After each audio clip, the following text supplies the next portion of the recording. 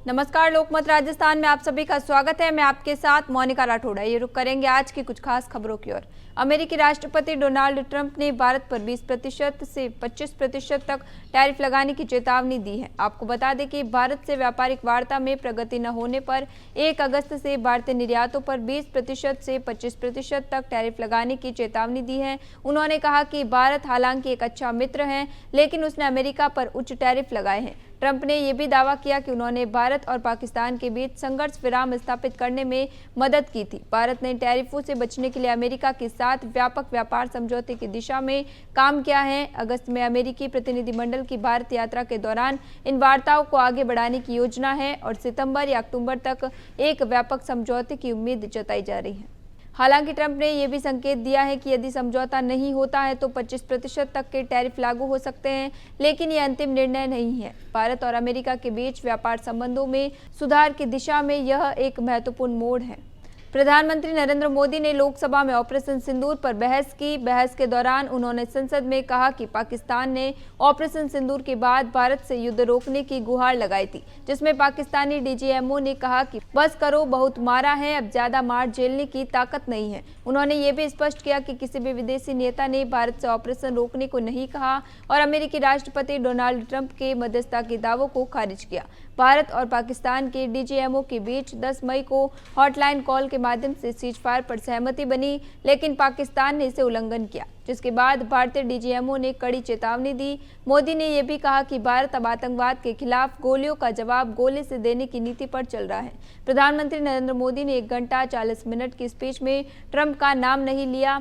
Operation सिंदूर के दौरान दुनिया में किसी भी देश ने भारत को अपनी सुरक्षा में कार्रवाई करने से रोका नहीं है। इससे पहले राहुल गांधी ने 36 मिनट तक स्पीच दी। कहा, अगर दम है तो प्रधानमंत्री यहां सदन में ये बोल दे कि वह झूठ बोल रहे हैं। वहीं ऑपरेशन सिंदूर को लेकर लोकसभा में 16 घंटे से ज्यादा बहस चली। राज्यसभा में ऑपरेशन सिंदूर पर चर्चा के दौरान भारत के विदेश मंत्री एस जयशंकर ने राज्यसभा में स्पष्ट किया कि ऑपरेशन सिंदूर के बाद सरकार ने 22 अप्रैल के पहलगाम आतंकवादी हमले के सीधे जवाब स्वरूप 1960 के सिंधु जल संधि को निलंबित कर दिया है, क्योंकि खून और पानी एक साथ नहीं बह सकते। ये संदेश पाकिस्तान के लिए स्पष्ट था कि आतंकवाद के साथ संसाधन साझेदारी नहीं होगी। बता दें कि संसद में मानसून सत्र का आज 8वां दिन है और राज्यसभा में ऑपरेशन सिंदूर पर लगातार दूसरे दिन चर्चा का दौर जारी है। इसी दौरान कांग्रेस अध्यक्ष मल्लिकार्जुन खड़गे, भाजपा अध्यक्ष जेपी नड्डा, जेडीयू सांसद संजय कुमार झा सहित कई सांसदों ने भाग लिया।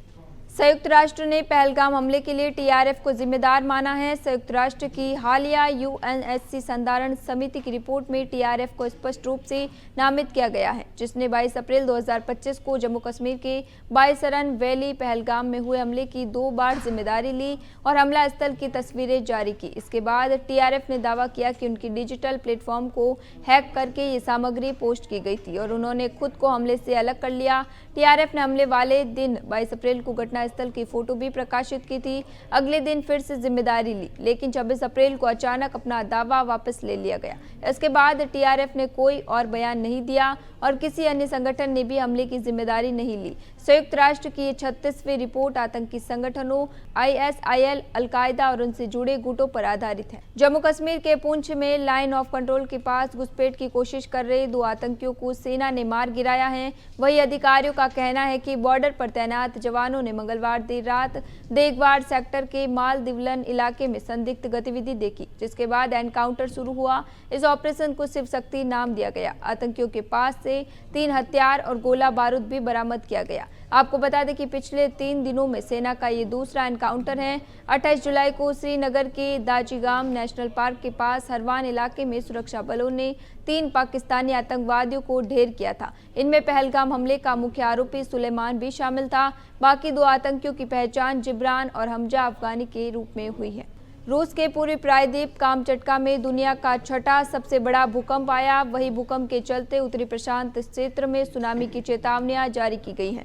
ये भूकंप रूस के कामचटका प्रायद्वीप के पास समुद्र तल से लगभग 12 मील यानी 19 किलोमीटर गहराई में हुआ। इसकी तीव्रता के कारण जापान, हवाई, अलास्का, न्यूजीलैंड और अमेरिकी पश्चिमी तट तक सुनामी की चेतावनियां जारी की गई। हवाई में तटीय क्षेत्रों से लोगों को ऊंचे स्थानों पर जाने की सलाह दी गई है, जबकि जापान में 90 लाख से अधिक लोगों को निकासी के आदेश दिए गए हैं। रॉयटर्स के अनुसार कामचटका में 5 मीटर तक ऊंची सुनामी आई है। इसकी वजह से कई इमारतों को नुकसान पहुंचा है। वहीं यूएसजीएस ने बताया कि भूकंप का केंद्र जमीन से 19.3 किलोमीटर की गहराई में था। कामचटका के गवर्नर व्लादिमीर सोलादोव ने वीडियो पोस्ट कर कहा कि आज का भूकंप दशकों में सबसे शक्तिशाली भूकंप है।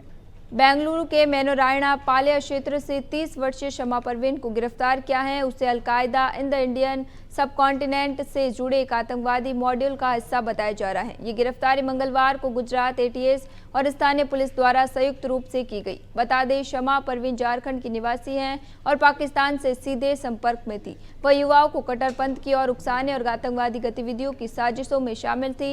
इससे पहले 23 जुलाई को गुजरात एटीएस ने AQIS से जुड़े 4 आतंकवादियों को गिरफ्तार किया था। ये आतंकवादी सोशल मीडिया के माध्यम से कट्टरपंथी विचारधारा फैला रहे थे और भारत में बड़े आतंकी हमलों की साजिश रच रहे थे। फिलहाल इस मामले में उससे पूछताछ की जा रही है, जिससे नेटवर्क के अन्य सदस्यों और उनकी साजिशों का पता लग सके। देश भर में भारी बारिश का दौर लगातार जारी है। राजस्थान में बुधवार को भी 6 जिलों में बारिश को लेकर रेड और बाकी में येलो अलर्ट जारी किया गया है। वहीं भारी बारिश के चलते आज 14 जिलों में स्कूलों की छुट्टी की गई है। भारी बारिश से मंगलवार देर रात को सवाई माधोपुर में बाढ़ के हालात हो गए।